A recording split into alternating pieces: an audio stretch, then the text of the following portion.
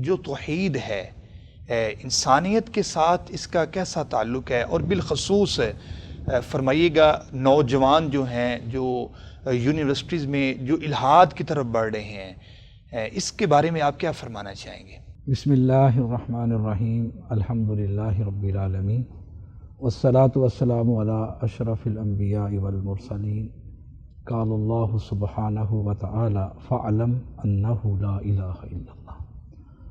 سب سے پہلے تو میں الاحسان ٹی وی کا شکر گزار ہوں کہ آپ نے مجھے موقع دیا اس اہم موضوع پر کچھ کہنے کا، اور وہ بھی اپنے شیوخ کی رفاقت میں، یہ میرے لیے ایک سعادت کی بات ہے۔ الحمدللہ۔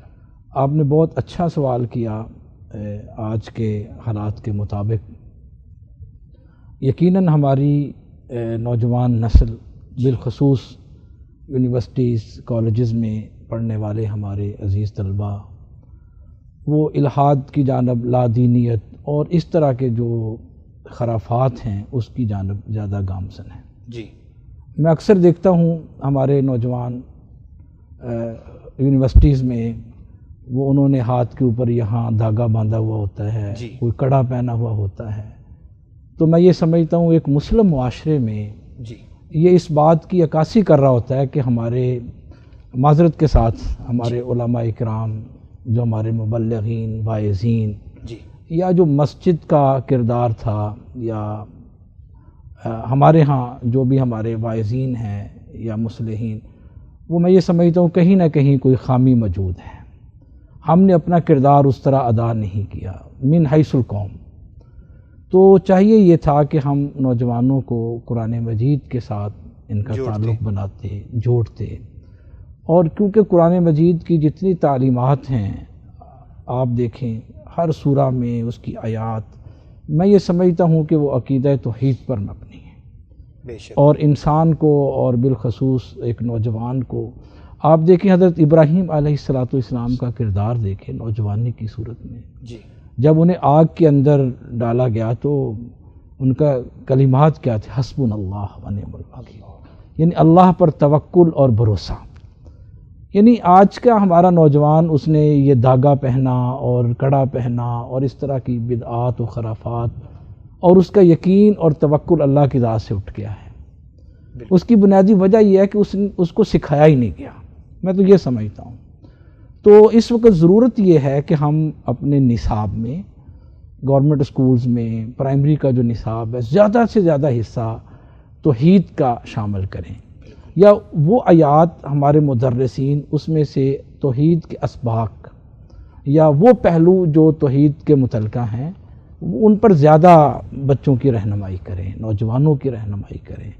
تو اس عقیدے کا بچپن کے اندر ہی مضبوط ہونا بڑا ضروری ہے۔ تو دیکھیں قرآن مجید میں جو تعلیم میں سب سے پہلی بات بتائی گئی ہے وہ یہی ہے کہ فَاعْلَمْ أَنَّهُ لَا إِلَٰهَ إِلَّا اللَّهُ، یعنی سب سے پہلے یہ بات سکھانا ہے، یہ ہمارے نصاب کا بنیادی حصہ ہونا چاہیے۔ بلکہ میں یہ سمجھتا ہوں کہ ہمارے دینی مدارس میں بھی ماشاءاللہ ہمارے شیوخ موجود ہیں، تو توحید کے اوپر اس طرح زور نہیں دیا جاتا۔ جی، عقیدے کی بہت کم کتابیں ہمیں پڑھائی جاتی ہیں جی، پورے درس نظامی کے کورس میں۔ ٹھیک ہے، ایک مجموعی طور پر درس تفسیر ہوتا ہے، درس حدیث ہوتا ہے، اس میں توحید ہی موجود ہے، لیکن باضابطہ فن کے طور پر جی، ہمیں توحید کے مضامین زیادہ پڑھانے چاہیے تاکہ جو مدرسین یہاں سے تیار ہوں وہ معاشرے کے اندر کام کر سکیں۔ کسی بھی معاشرے کی اصلاح توحید کے بغیر ناممکن ہے۔ اللہ کے رسول صلی اللہ علیہ وسلم کے بارے میں فَلْيَكُنْ أَوَّلُ مَا تَدْعُوهُمْ إِلَيْهِ شَهَادَةِ أَنْ لَا إِلَٰهَ إِلَّا اللَّهُ، یعنی اپنی دعوت کو اس کے اوپر کھڑا کرنا ہے، اس کے اوپر قائم کرنا ہے۔ اگر یہ نہیں تو ہماری دعوت اس طرح مؤثر اور کامیاب نہیں ہو سکتی۔ تو اس لیے ہمیں چاہیے یہ کہ ہم نوجوانوں کی ٹریننگ اور تربیت اپنے حلقہ احباب سے ہٹ کر بھی کرنی چاہیے۔ مدارس کے اندر، مساجد کے اندر دروس، لیکچرز کا اہتمام کرنا چاہیے، اور جو اپنا کام ہے ہمیں وہ قرآن مجید، سنت اور حدیث کے ساتھ جوڑ رہا ہے۔ دیکھیں میرا خیال ہے کہ ہم نے اس طرح نہیں پڑھایا اپنے نوجوانوں کو کہ آپ علیہ السلام نے فرمایا من آتا عرافن او کاہنن فصدقہ بما یقول فقد کفر بما نزل علی محمد، یعنی یہ جو عراف کے پاس آنا، کہنوں کے پاس جانا، سڑکوں کے اوپر بیٹھے ہو ان کو یہ سمجھ لینا کہ ہم ان سے قسمت کے حال معلوم کر سکتے ہیں، یہ ہمارا مستقبل بتائے گا کہ میں نے کیا بننا ہے، فیوچر میں مجھے کیا کرنا چاہیے، میں امتحان میں پاس ہوں گا یا نہیں، بلکہ اس کا تصور یہ دینا چاہیے کہ محنت ہے، جد و جہد ہے، کوشش ہے، اللہ پر توکل ہے، من جدہ واجدہ، یہ قرآن کا اصول ہے۔ بالکل یہ ان لوگوں نے آپ کو قسمت کا حال نہیں بتانا، قسمت کا حال تو آپ نے خود اپنی محنت کے ساتھ طے کرنا ہے، اللہ پر توکل اور بھروسے کی بنیاد پر کرنا ہے۔ تو میں تو اپنے جو میری کلاس میں لوگ پڑھتے ہیں، خواہ وہ انگلش کی کلاس ہو، باٹنی کی ہو، فزکس کی، کیمسٹری بھی، میں تو حتی الامکان کوشش کرتا ہوں کہ ان کو، اگر میں وہ فزکس کے اسٹوڈنٹ ہیں تو میں ان کو سنوریہم آیاتنا فی الآفاق وفی انفسہم، ان کو میں سمجھاتا ہوں کہ یہ جو آفاق و انفس ہے، یہ جو زمین آسمان کا، اس میں توحید کا کیا تصور ہے۔ اور اگر ہم ان کو پودوں کے بارے میں پڑھا رہے ہیں، اگر ہم ان کو باٹنی کے بارے میں، زولوجی کے بارے میں، نباتات، جمادات، حشرات کے بارے میں، تو وہاں توحید کا کنسیپٹ کیا ہے۔